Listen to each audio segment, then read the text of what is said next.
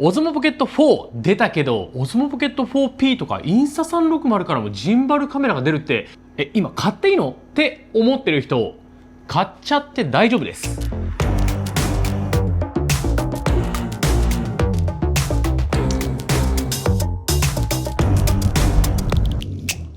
どうも、ケイスケです。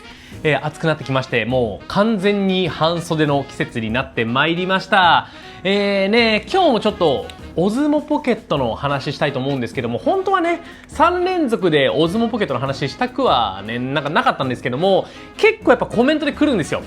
コメントで来るの何かっていうと、このOsmo Pocketの上位機種、Osmo Pocket 4P というのが出るんじゃないかっていう話と、インスタ360からもこれと似たようなジンバル型カメラっていうのが出るんじゃないかということで、今待つべきですかみたいなコメントも結構多く上がっています。実際のところ、そのね、Osmo Pocket 4P とインスタ360のジンバルカメラ、出ます。なんならちょうど昨日とか一昨日とか多分そのぐらいの話なんですけども、まず Osmo Pocket 4P に関しては中国ではもう発表されてるらしい。一応公式サイトにティザーみたいなのが載ってるらしくてですね、まあそれで様子が確認できると。で、インスタ360の方もインスタ360ルナっていうね、名前のジンバルカメラが出るらしくてですね、これは海外のナブっていう、まあ要はテック系というかガジェット系のまあ大きなね、日本でいう CP プラスみたいなでっかいイベントがあるんですけども、そこでちょっと展示されてたみたいで、海外の YouTuber さんとかでいくつか使ってる動画が上がっていました。ということで、おおむねスペックというかまあ概要が分かってきたんですよね。で、その上でOsmo Pocket 4、まあこのね、実は手元にあるのは3なんですけども、Osmo Pocket 4買っていいのかの話で言うと、冒頭でも言った通り買っていいと僕は思っています。今回ね、ちょっとその理由を深掘りしていきたいと思います。早速行ってみましょう。ケイスケの動画。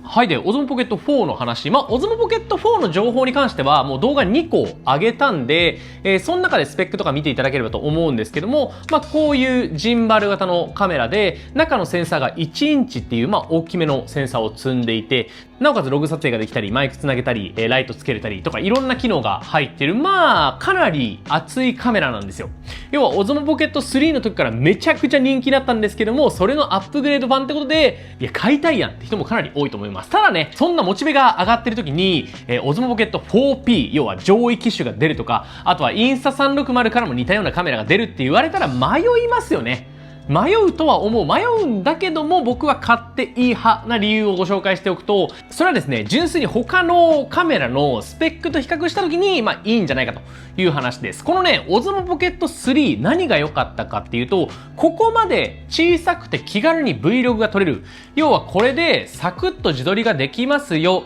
自撮りもできた上でちょうどいい画角で外も撮れますよっていうのがすごく良かったんですよね。で、じゃあ Osmo Pocket 4P、1個上の機種どんなスペックになるかっていうと、基本的にはこの Osmo Pocket 3と4とまあ似たようなサイズ感ではあるんですけども、このカメラの部分が大きくなって二眼になりますよという部分が一番違うポイントです。まあその他ももしかしたら細かく違うのかもしれないんですけども、基本的な中身、例えば Osmo Pocket 4と一緒でストレージが 107GB 入ってるとか、その辺の基本的なスペックとかはきっと一緒なんですよね。で、なんかいろいろ調べていったけどおそらく一緒らしい。で、じゃあ Osmo Pocket 4と何が違うかっていうと、やっぱ3倍にズームできるという機能ですよね。で、これをどこまでの人が使うかという話になってきます。その3倍にズームできるだけできっと値段は3万円ぐらい高いと思います。3万円ぐらい高いし、これ以上カメラの部分が大きくなるとポケットにも収まり悪くなると思います。結構サイズ感的にもでかいし、僕は確かにズームしたいなっていうシーンももちろんあるんですけど、ただ自分一人で使ってる時に別に Osmo Pocket 4も2倍にズームぐらいだったらできるんで、じゃあ3倍以上のズーム必要かって言われると、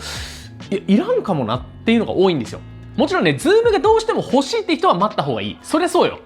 ズームがもともとしたくて、Osmo Pocket 3使ってて、いや、ズームが足んないんだよなって思ってる人が、Osmo Pocket 4と Osmo Pocket 4P どっち買えばいいかって言われたら、そりゃ P の方よ。そりゃそう。そりゃそうだけど、意外とズームしない人の方が多いんじゃないかと僕は思ってます。でね、自分のスマートフォンでの撮影とか見てみてほしいんですよ。よくこのOsmo Pocket とかだと、スマートフォンと比較されること多いと思うんですけども、じゃあスマホでVlog 撮るっていう時にズームする人どのぐらいいますか？ 3 倍とかにズームしますか？ 3 倍とかにズームする？ iPhone 17 Pro とか持ってて、まあ2倍ぐらいはするよ。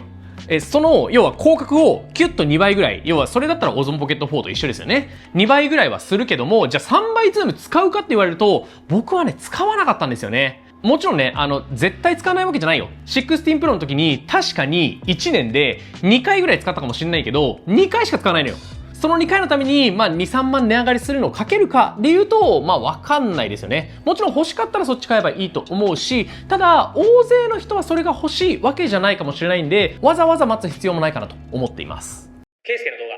で、もう一個はインスタ360の存在ですよね。インスタ360ルナとルナウルトラっていう、これもね、要は Osmo Pocket 4と Osmo Pocket 4P に当たる機種なんですけども、がっつりぶつけてきましたということで、スペックを見る限りも、大体似たようなスペック、内蔵ストレージが入ってるかわかんないんですけども、1インチセンサー搭載で、ログ撮影もできるらしい。で、もちろんルナウルトラの方はズームができると。なので、Osmo Pocket と基本的なスペックは一緒と捉えていいと思います。で、明確にじゃあ違うところどこかっていうと、ちょっとまだ多分隠されてるスペックみたいなのがあるんですよ。モジュール型になるみたいなね、話もあったりするんで、これは本当かどうかわかんないんですけども、そこの部分が追加されるっていうのはあるんですけども、その他のスペックに関して1インチログ撮影ができるとかは一緒です。なんで、撮れる絵として、撮れる映像としてめちゃくちゃ変わるかでいうと、それは変わらんです。強いて言えば、今までに DJI 製品めちゃくちゃ使ってきて、で、インスタ360製品もめちゃくちゃ使ってきて、それぞれの特徴、DJI の特徴、インスタ360の特徴、ざっくり大まかに言っていくと、なんとなく、やっぱこういう小型カメラ、ジンバルカメラについては、DJI の方がちょっと上な気がしてます。やっぱジンバル型カメラ、今まで DJI はずっとやってきたわけじゃないですか。だからやっぱ最初に出すカメラとしては DJI の方が強いんじゃないかなって個人的には思っているのと、あとはずっとやってきたからエコシステムが完成されてるんですよね。例えば DJI マイクがあるとか、ND フィルターとかフィルター関連も結構サードパーティー製のものが多いですよね。Amazon でサクッと買えたりする。この辺はもちろんインスタ360もかなり揃い始めているんですけども、初回ではなかなか揃いづらいところですよね。他の DJI 製品を持ってると結構共有しやすい部分とかもあって、その辺は DJI の方が使いやすいんじゃないかなと思っています。で、じゃあ対してインスタ360がいいなと思ってるところで言うと、僕がインスタ360全体使ってていいなと思うのは、まずやっぱアプリ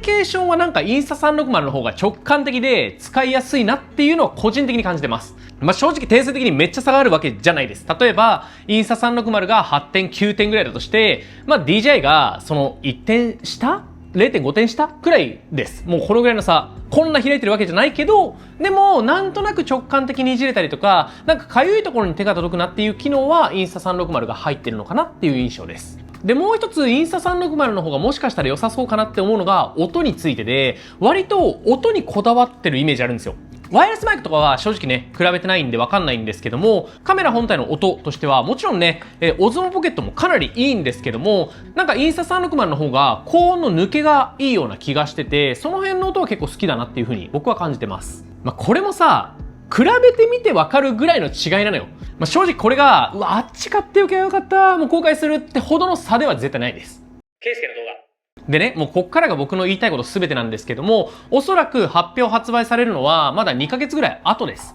6月とか7月とか、早くても6月で、遅いと8月9月とか、その辺までになるんじゃないかなっていうふうに僕は思ってます。もう正直、来月とか発売されるって感じだったら、多分この動画撮れてないしね。はい。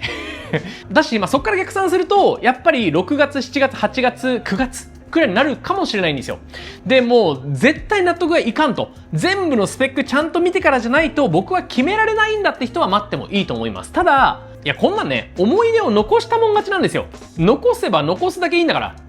そのさ、いいカメラを買うとかどうかじゃなくて、どのぐらいやっぱこれで貴重な体験を残せるか、そっちの方が大事だと思うんですよね。やっぱ人生って有限だって今が一番若いわけですよ。で、6月、7月とかになるカメラを待って、この2、3ヶ月の思い出が残らないんであれば、いやいや早めに買っちゃって、2、3ヶ月の思い出をちゃんと残す方が僕は大事だと思うんですよね。そっちの方がよっぽどいいと思う。でも万が一そっちが欲しくなったら、こっちを最悪売って新しいの買えばええやん。もちろんちょっと損すると思うよ。2、3万値段が下がっちゃうかもしれないんだけど、きっとそんなことにはならないんで。だったら早めに買うのが一番得です。だって使える期間長いんだもん。何度も言うけど、残したい思い出ってほんとその瞬間しか現れないんで、今持てる今のベストのカメラでね、ぜひ思い出残してほしいなと僕は思っております。なので、Osmo Pocket 4予約したよって人が後悔する必要は全くないのでね、そのあたりはご安心ください。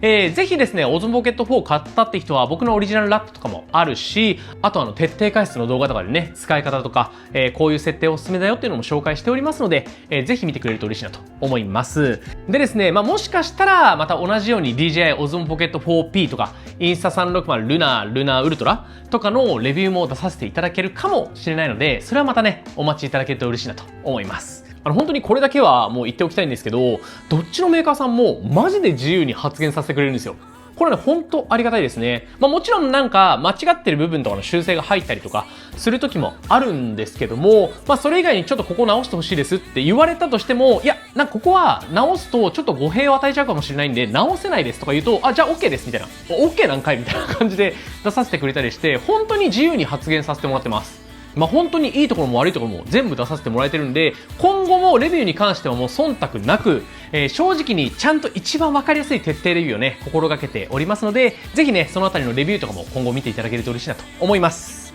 ということで、今回の動画はこの辺にしたいと思います。今回の動画いいと思ってくれた方は高評価ボタン、あとチャンネル登録もよろしくお願いします。それではまた次の動画でお会いしましょう。バイバイ。